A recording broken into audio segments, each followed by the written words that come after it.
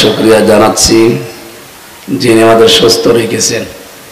আলহামদুলিল্লাহ।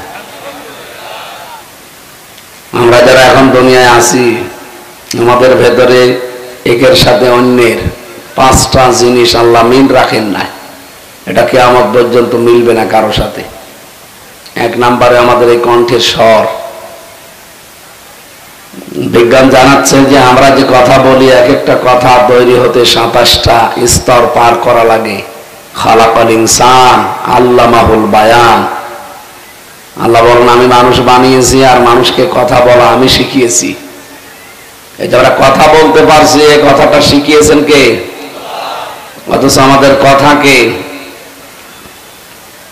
স্তব্ধ করে রাখা হয়েছিল, কণ্ঠ চেপে ধরা হয়েছিল, বিশেষ করে 15.5 বছর। আমাদের কথাকে আল্লাহ বলতে দিয়েছেন, আর যারা চেপে রেখেছিল তারা জালেম। সুতরাং জালেমদের থেকে আল্লাহ আমাদেরকে যেহেতু বাঁচিয়েছেন, সামনে যেন কোনো ষড়যন্ত্র আর হতে না পারে, সেই হিসাবে সতর্ক এবং সজাগ থাকা লাগবে আমাদেরকে। আমরা যে কথা বলছি, এ কথা তৈরি হতে আল্লাহর ফেরেশতারা কাজ করছে। কোরআন হাদিসের ব্যাখ্যায় পড়েছি, এক একটা কথার পেছনে 27 জন করে ফেরেশতা কাজ করে। এর কাছে এভাবে দিতে দিতে 27 নাম্বার জায়গায় যে এ কথাটা বের হয় মুখ দিয়ে। চিন্তা করেন, কয়েক ইঞ্চি জায়গা, এখানে এতগুলো স্তর আল্লাহ সাজিয়েছেন। যদি আল্লাহ রাব্বুল আলামিন এই কথা বলা আমাদের বন্ধ করে দিতেন, বহু কিছু আমরা হারিয়ে ফেলতাম। একটা মানুষ কথা বলতে না পারলে, এমনি স্বাভাবিকভাবে যারা কথা বলে, এরা যদি হঠাৎ কথা বলতে না পারে, যে কি কষ্টের কাজ। আমি 3 বছর ফাঁসির কন্ডেম সেলের ভেতরে ছিলাম, 24 ঘন্টা তালাবদ্ধ। আমি দেখেছি যে মানুষ কথা বলতে না পারলে কেমন কষ্ট হয়। কিচ্ছু করা লাগবে না, এমনি আপনার কথা বন্ধ হয়ে থাকবে, আপনি টেনশনে মরে যাবেন। আমার যে ডায়াবেটিস হয়ে গেছে এই কারণে। গাজীপুরবাসী আমরা যে কথা বলতে পারছি, খুশি হয়ে বলেন আলহামদুলিল্লাহ। 2 নম্বরে এই যে কণ্ঠের এই কথা বলা, এটা আমাদের সাথে কারো মিল নেই, এটা মিলবেও না। আল্লাহ জানাতে চেয়েছেন যে তোর কথার সাথে অন্যের কথা স্বরটা মেলে না, আর কিয়ামতের দিন সে তোর পাপের বোঝা বহন করে নিয়ে যাবে। ও তোরে বলে আর তুই বিশ্বাস করিস, ওইটা একটা ভণ্ড, আর তুই পাগল। কি কথা বোঝেন না? যারা এই কথা আমাদেরকে বোঝায় যে তো চিন্তা নেই, বাবা আছে, কিয়ামতের দিন বাবা পার করে নিয়ে যাবে, এটা একেবারে পুরা দাহা মিথ্যা কথা। আমার কণ্ঠের সাথে তার কণ্ঠের স্বর মিলছে না, আর সে আমার পাপের বোঝা বহন করে নিয়ে বেড়াবে না। 2 নম্বরে মেলে না আমাদের এই যে শরীরের চামড়া। 9768 প্রকার চামড়া আছে আমাদের শরীরে। আশ্চর্যের বিষয়, পুরা শরীরের কোন জায়গার চামড়া কোন জায়গার সাথে মিল নেই। এক এক রকম চামড়া আল্লাহ এক এক জায়গায় দিয়েছে। এমনকি আমার চামড়ার সাথে এই যে আওলাদ সাহেবের চামড়ারও মিল নেই, যদিও মনে হচ্ছে দেখতে একরকম। ওনার চামড়া কেটে যাক, আমার চামড়া নিয়ে ওখানে লেগে দেন, ওটা পছন্দ ধরবে আর নষ্ট হয়ে যাবে। আমার চামড়া যদি ভালো বানাতে হয়, এই যে 9768 প্রকার চামড়া আছে, এখানে কোন জায়গা কেটে যদি লাগিয়ে দেন ভালো হয়ে যাবে। কি বুঝলেন এখান থেকে?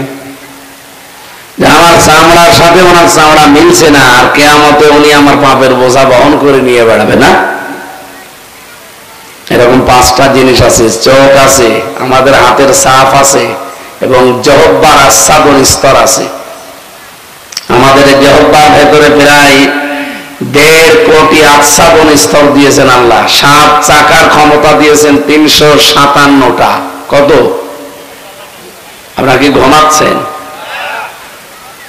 357 প্রকার খাবার জিহ্বার উপরে দিলে সে আলাদা আলাদা স্বাদ বলে দিতে পারবে।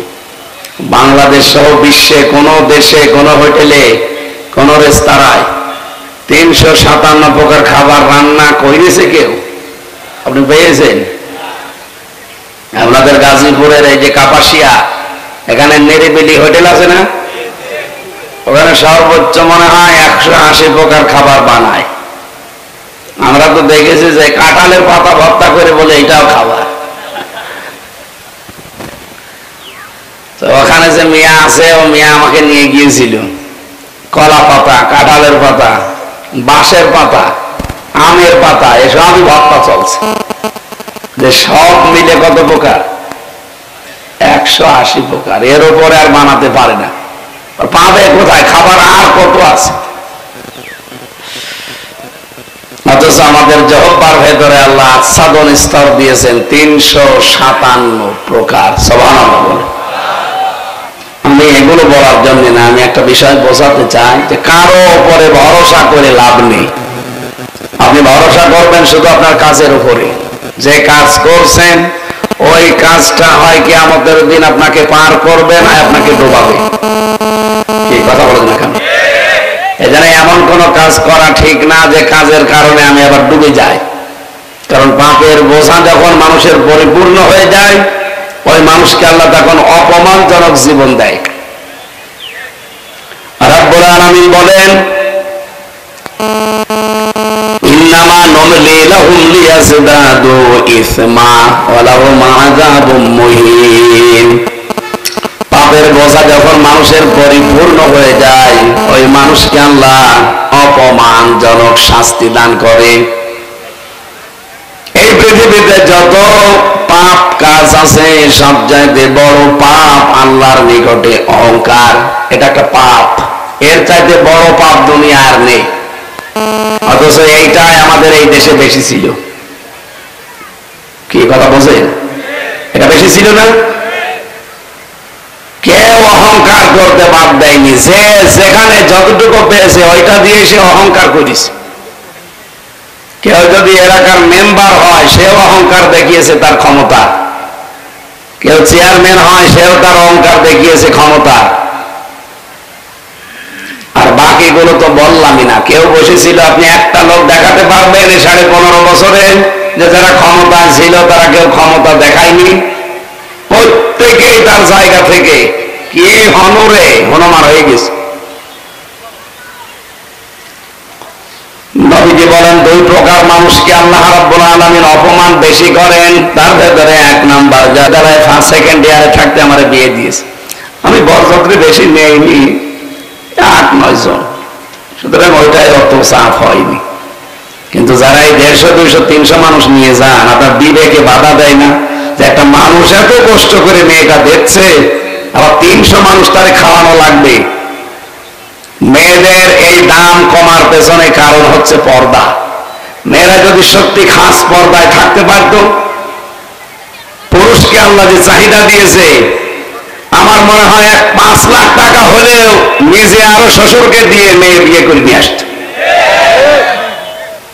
আমরা পানির পিপাসায় ছাতি ফেটে যাচ্ছে, কিন্তু সারা এলাকায় কোন জায়গায় পানি নেই, শুধু ডাব আছে। কিন্তু দোকানদার বলছে এক একটা ডাব 2000 টাকা করে, আপনি বাঁচতে হলে তাই কিনবেন। কথা বলে না কেন?